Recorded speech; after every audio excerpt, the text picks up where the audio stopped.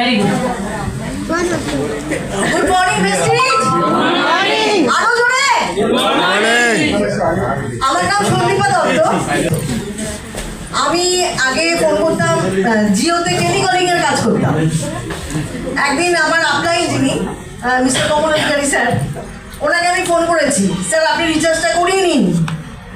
উনি ভীষণ রেগে গিয়ে আমাকে বলছেন, কি কাজ করেন, কাকে বড়লোক করছেন, আম্বানিকে বড়লোক করে কি হবে আপনার, নিজে বড়লোক হন। এবার আমি বললাম যে আপনি তো রুটি কথা বলছেন কেন আমার সাথে, বলে ফোন কেটে দিয়েছি। আবার উনি আমাকে ফোন করেছেন, ঠিক আছে, আপনি আম্বানিকে বড়লোক করে কি হবে, আপনি কত টাকা মাইনে পান, আর আমি 7,000 টাকা মাইনে পাই। বললো ছেড়ে দিন, কি করবেন এই কাজ, আমার রেজিস্ট্রি জয়েন করুন। আর আমার তো হবে না, এই কাজ লোক চেন সিস্টেম কাজ আমি পারবো না করতে।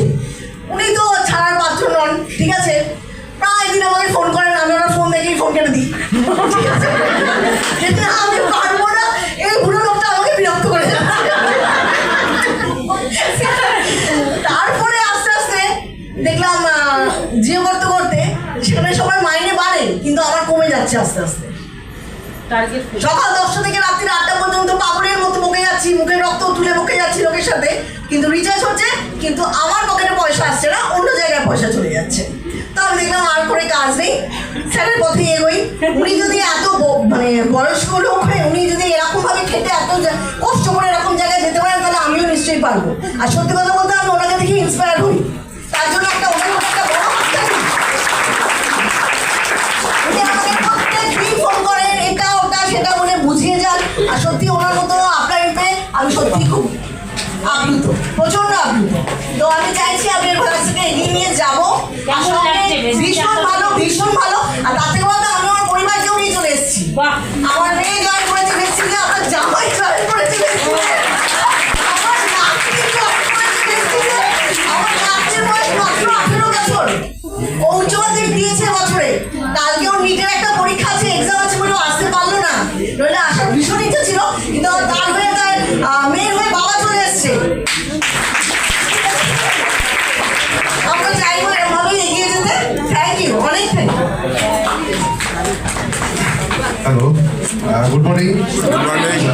একটু আগে যেরকম বললেন আমার কাকিমা হয়, on behalf of my daughter Anushka Pal, তার তরফ থেকে আমি এসেছি। আমি নিজের একটু পরিচয়টা দিয়ে দিই, আমি ডক্টর জগন্নাথ পাল, প্রফেশনাল আমি ডাক্তারবাবু। এবং একটা ব্লগ চালাই, পুরো ব্লগ 19টা হসপিটাল আমার আন্ডারে আছে। অনেক স্টেজে এসেছি, অনেকগুলো স্টেজে অনেক ধরনের বক্তৃতা দিতে হয়, অনেক রকম সেমিনার করতে হয়, বিভিন্ন বাইরেও যেতে হয়।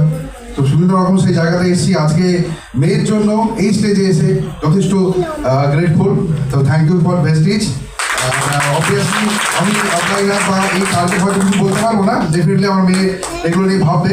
আর প্রথমে আমিও একটু আমার একটা প্রশ্ন, আপনি তো গার্জিয়ান, আপনার বাচ্চাকে কেন এই ইন্ডাস্ট্রি? না, ওটাই আমি বলতে যাচ্ছি। আমি প্রথমেই একটু মেয়েকে সব ব্যাপার নিয়ে একটু নাখুশি ছিল যে আমি প্রফেশনাল ডাক্তার বলছে, ওরও একটা কেরিয়ার নিয়ে আমার একটা চিন্তা ভাবনা আছে, ডেফিনেটলি ও হয় আমার লাইন বা অন্য কোনো একটা দিক ডেফিনেটলি যাবে।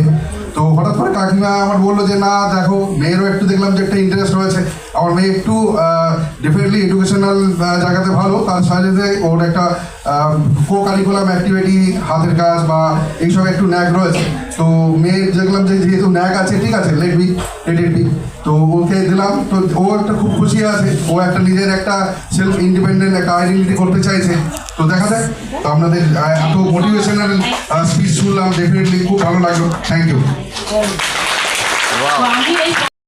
আর এই ভিডিও যদি আপনার ভালো লাগে তাহলে অনেক অনেক শেয়ার করুন।